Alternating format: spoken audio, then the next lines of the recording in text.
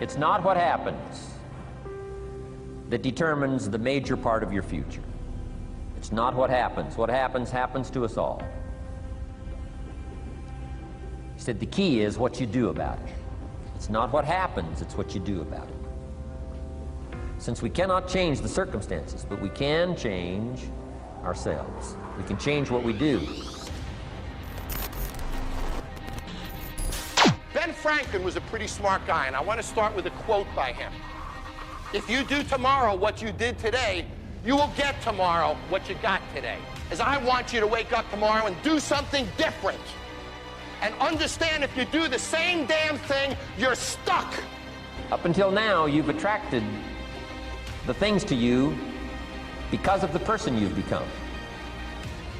Now I said, well, how can I change all that? He said, very simple. If you will change, everything will change for you. You don't have to change what's outside. All you've got to change is what's inside.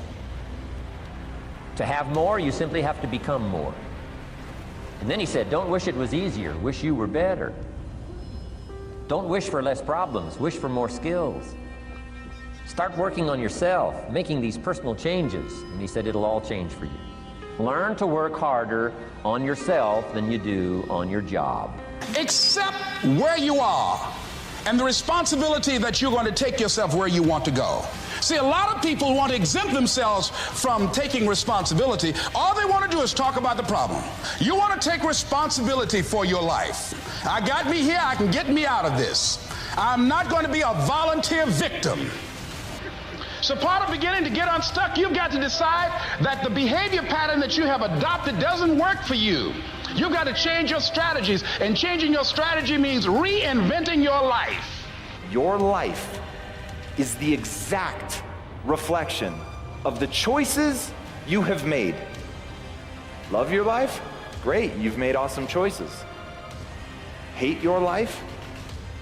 I'm sorry, you've made bad choices. But the good news is, you're in control. So wake up in the morning and own your failure. Look in the mirror and say, I'm failing because of me. And you won't like it. And then you'll change it. But as long as you don't put it on you, you have no motivation to change it. So in short, if you own your failure, you'll own your success. If you don't own your failure, you'll never dig out. When we get fearful, when we've tried something and we're not succeeding as fast as we want, when we are afraid of failing, we come up with a story about how it's not our fault or how we're going to do it in the future, because then we don't have to feel bad.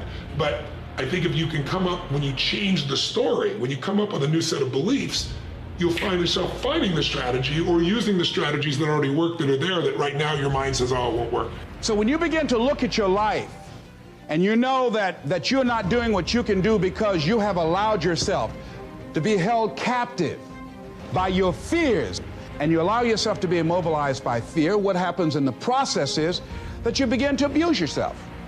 You begin to sabotage your life, you begin to sabotage your dreams, you begin to unconsciously work against yourself. You become your own worst enemy. When you say somebody who's in a job they hate would love to be able to do this, don't you have the courage to leave it?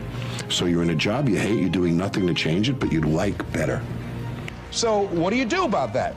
Well, you begin to realize that your dream and your gifts have so much meaning and so much value for you till your hunger for them will begin to push you past the fear. The people in life that win play offense, not defense. Stop backing into everything. Stand up. Bow your back a little bit. Start to walk a little different. Start to be that best version of you. You can do it in your quiet way. You can do it the way you do it, but somehow they got to look at you and go, okay, I won't monkey with that one. You know how mandatory it is to be clear and specific for what you want, right?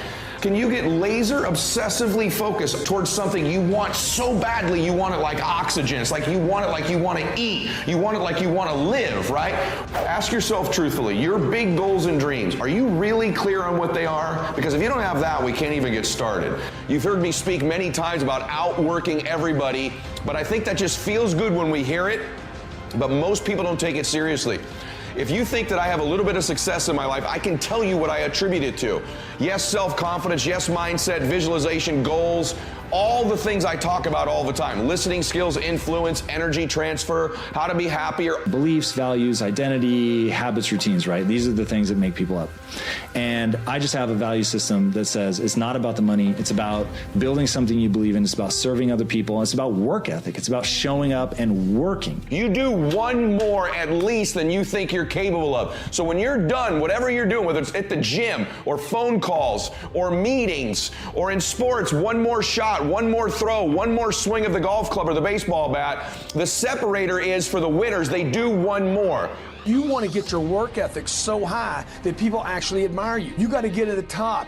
People have to know you, not because, oh, he's a good salesman. Oh, he's a good this. Oh, he's an artist. Oh, he's a good pianist. Oh, he writes a great, story. No, dude, people need to know you for one major thing first. He works. He produces. The guy's there every day. The guy's pushing and shoving. Because the truth is, no matter how good your ideas are, how good your art is, or how good your skill set is, if you're not working, man, if you're not vibrating at a frequency that people say, my God, how does that guy do all that? Look, if you're not working at that level, you're not going to make it. I suggest to you that if you are facing a challenge, don't stop. Stay busy. Work your plan. Continue to do those things that you know that work for you after you have evaluated yourself in the situation. So if you're going to be on this planet for 70 years and things happen slower than they should, at the end of 70 years, you're going to have less, aren't you?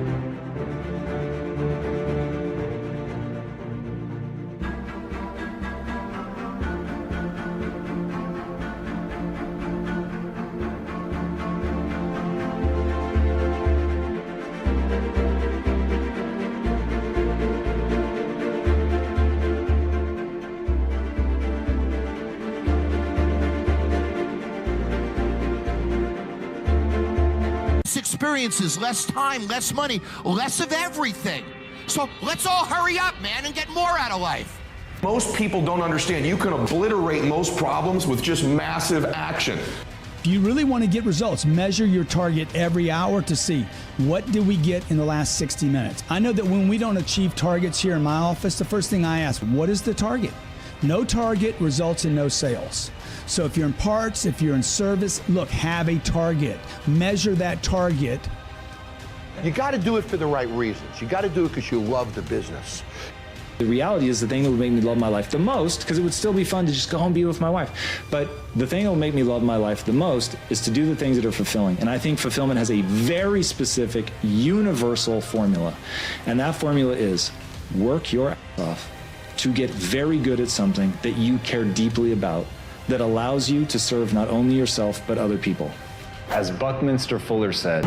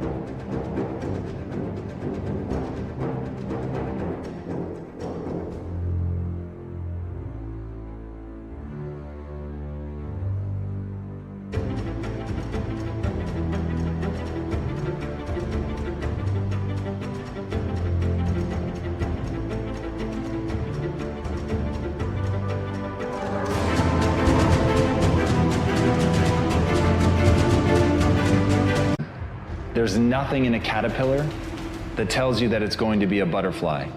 Work to your potential, not your quota. If you want to answer the question to why people that have already made it keep pushing, it is because they don't operate on quotas, they operate off potential. They're driven to reach their potential. They know what they're capable of. Nobody can tell you what you're capable of. You're the only one that knows. I BS'd my way into jobs that I didn't have the experience to do and pulled it off.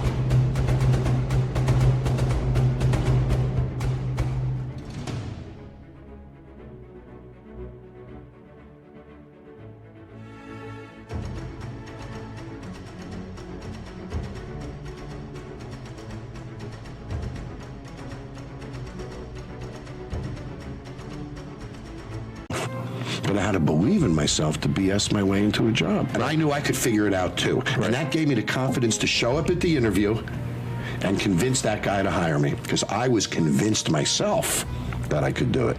And that comes across. When there is no comparison, you cannot create unhappiness in your life. If you can remove yourself from comparing both yourself to a previous time in your life, a previous condition, a previous situation, or even comparing yourself to other people, that comparison is what creates the unhappiness. It's actually not the condition itself. When you're in a negative state, you don't perform at a higher level. When you're in a negative state, it affects your biochemistry, it affects your immune system. You're in a negative state, it affects the people around you. When you're in a great state, perform better, enjoy life more, greater impact, all the above. So it's intelligent to be at a peak state. But you know, you only can manage what you measure. So I started measuring and I said, I'm gonna live in a beautiful state no matter what every day. I want to be happy even if they screw up. I want to be happy.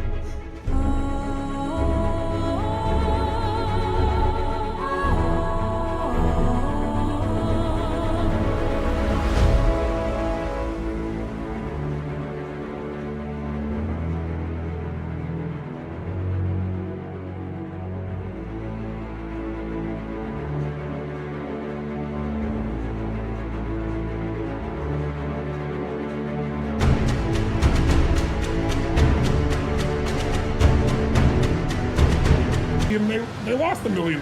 So I gave room for life. It starts with you, and it starts with your psychology.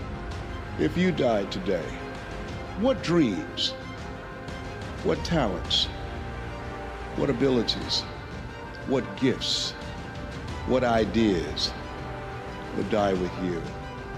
Maybe that's why Henry David Thoreau said, "Oh God, to reach the point of death, only to realize that you've never lived, only to realize that you've never scraped the surface of your potential." You can live your dream. It was hard, ladies and gentlemen.